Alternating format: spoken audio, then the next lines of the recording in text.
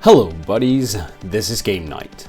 So what is Cube World and what is all the fuss about? Well, for one, it was one of a kind when it came out in 2013. It resembled Minecraft but didn't have the building aspect, and at the same time it also resembles World of Warcraft, but didn't have the same quest grind as there were none. It wasn't until September 2015 that a game of a similar nature came out, Trove, but it just wasn't the same. Cube World is one of a kind and still is to this day. Other games are arriving over the next few years that are in the same alley, but to me, Cube World will always be special. Now, since I played the game in alpha, a lot has changed for release. In this video, I want to go over the changes that have happened since alpha that I've discovered, and also give you some tips on how to play the game now as opposed to in the alpha. So this guide is for returning players, but also for new players that just want to get a better understanding for what is actually going on. This is based off my first journeys into the beta, discussions on the Steam forum,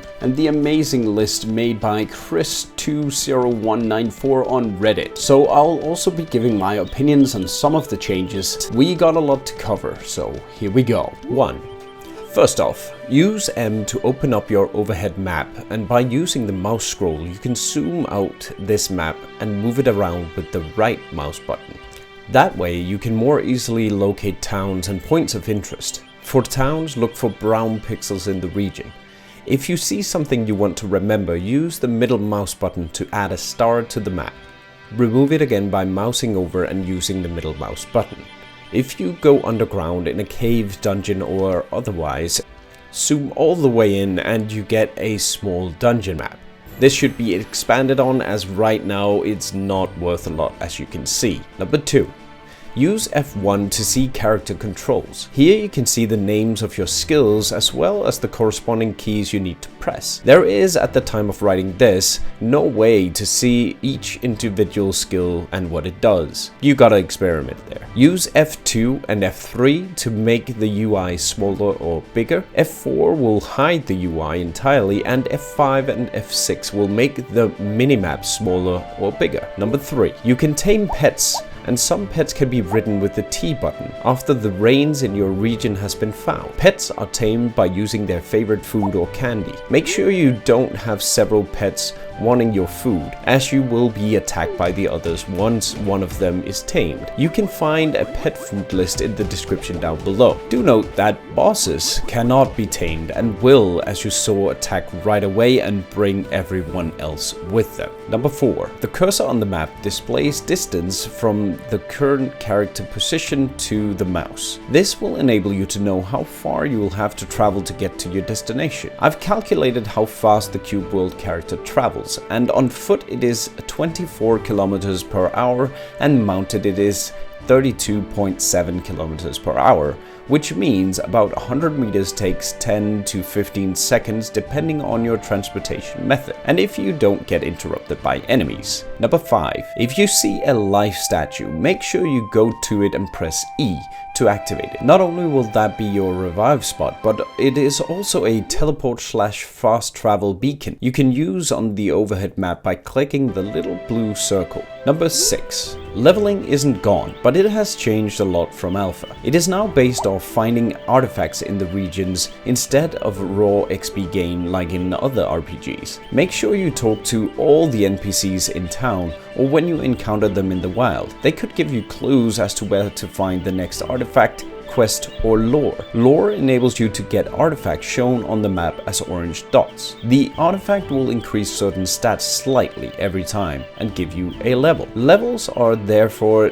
just an indication of how many artifacts you've found. As long as I'm making progress with my gear, the level really doesn't matter too much to me. I've had the XP grind way too many times, and it is refreshing to see a new system. But on that note, I do think that the artifacts don't give enough bonuses for them to be endgame content. More on that.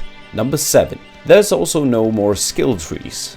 Instead, you have all the skills available from the start and you can't level them up. Shift left mouse and right mouse are your normal attack skills, and R is your ultimate, which is based off your specialization. You can change your specialization by the town guild master, and all specializations has a new ultimate skill that is unique to it. I do think that it's a mistake, as progression in your skills is a huge thing. It could have been a separate system where you earned skill points when you did quests or find the aforementioned artifacts to use to improve your skills. It would give a sense of progression that didn't need the XP system as mentioned before, but it would also give itemization a boost, as you could find and make items that improved X skills by Y amount, and it would also give more meaning to the artifacts, as they are really hard to come by. That is a lot of birds with one stone. Number 8. Upon entering a new region, you get a separate region backpack tab in your inventory for that region. All your previous gear will be degraded to 1 star and have its stats reduced to starter gear quality, and you lose any special items you gathered as well, like the reins.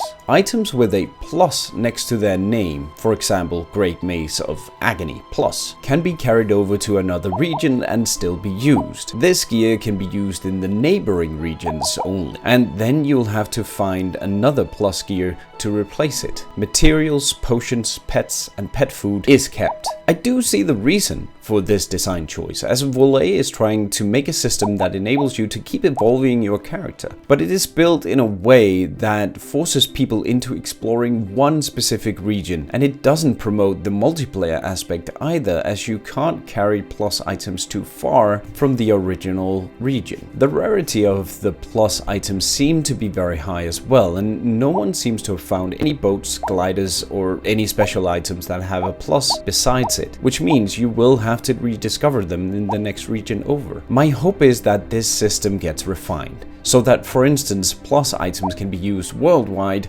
and the special items get a boost instead when found in new regions. Number 9. If you save gnomes or goblins or whatever are keeping the shops in this area, you can gain additional tiers of items in the shops, and sometimes you can find gear with a plus on them as well. Number 10. The same thing goes for crafting. Occasionally they will be crafted as plus items, and you can still modify your weapons with cubes to increase damage and change the look of the weapon. Number 11. If you want to play with your friends, find a town with a flight master and have him send you towards your friends. Just remember, if you fly too far away from your own region, you'll be starting over in that new region with your gear as mentioned before. Playing in multiplayer, the hit points of enemies is increased by 50% for each additional attacking player. To return to your original region, use the last visited regions on the map screen to fast travel to a life statue.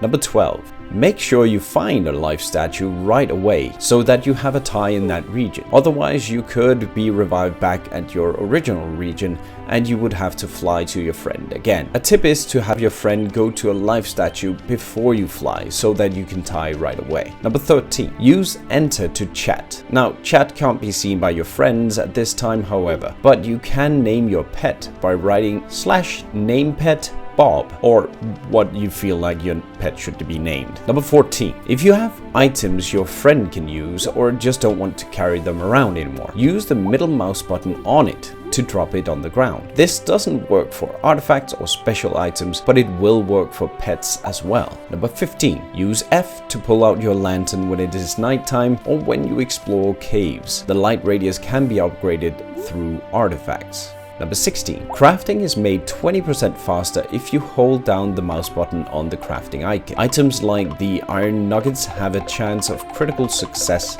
yielding even more items. Number 17. There has been added new landscapes, deadlands and savannas, as well as new dungeons, villages, and the landmass size of the regions have been lowered so that it is easier to fully complete one region. Number 18. There has also been added new creatures you can find, like the giraffe, flamingo, lion, or baby elephant and baby mammoth, and the toucan. Number 19. Quests are generated through NPCs or objects found in the region. Once you get a quest, you can see it on your map with an icon and some text. The text is colored just like your items and enemies. White is the easiest, then comes green, blue, purple, and then legendary yellow. Compare these colors to your own gear score by pressing B and look to the left. You can see your star score there with the same coloring. Do note that there is no journal, so make sure you jot down in real life what the objective was, or if you have a better memory than me, just remember it. Number 20. If you get a quest where there are friendly characters attacking enemies, go help them out. They might not be very talkative, but in the end you might discover the source of the trouble they are in. I do hope you enjoyed these 20 changes from alpha to beta and tips and tricks. Cube World is coming out today, and it is going to be interesting to follow this game as development continues. I'll be making more Cube World videos on this channel, so remember to hit that sub button. Let me know in the comments what you think of this video. What did you like, what didn't you like, and what would you like to see more of? If you're into turn-based strategy games, you should check out my other channel. The link is in the description. Have a wonderful Cube night. I mean, game night.